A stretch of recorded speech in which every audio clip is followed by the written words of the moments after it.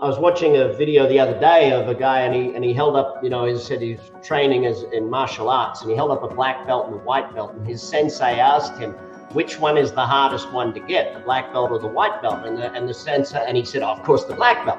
And the sensei said, no, it's the white belt. Starting is the hardest thing. So most dreams are destroyed by not even starting, by not even trying, by not even going for it, because it's like, I don't deserve that, I can't do it, it's not possible, it won't happen. But the old saying, or the old question of what would you attempt if you knew you were going to succeed? If you knew you would succeed at it, would you go into business for yourself? If you knew you would succeed at it, would you invest in real estate? Do you assume you're going to succeed before you start? And that was, I guess for me, one of the greatest things about starting my business in my teenage years and early 20s is that I assumed I would succeed. Later in life, people get more and more, oh, no, I don't think I can. Oh, there's too much experience. Where did that confidence come from, Brad? Where did that assumption that you were going to succeed? Naivety, I think. Naivety? Yeah, like you don't even know how hard it is when you're young. You don't even know. Ignorance, hey? I mean, the brashness of youth is a great thing. Keep it for your entire life.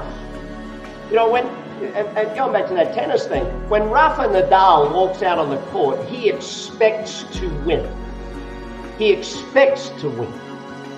When you go out every day, do you expect to win, or do you expect to have a tough time? Again, teaching just yesterday, and this group in Ohio, I was coaching one of the gentlemen in the room, and I said, what is your goal today? And he said, my goal is this. And I said, okay, let's talk about that. And we went through it. And it's not true. That's not his goal. His goal has been driven down and worked all the way down to pay the bills.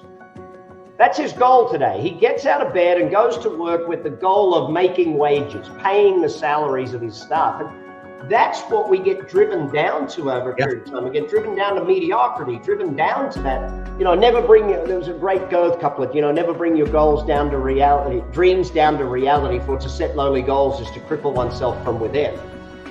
And that whole crippling of yourself by setting low goals is what happens in most cases. People go out there, instead of betting on themselves, instead of betting on their success, they bet on their own failure.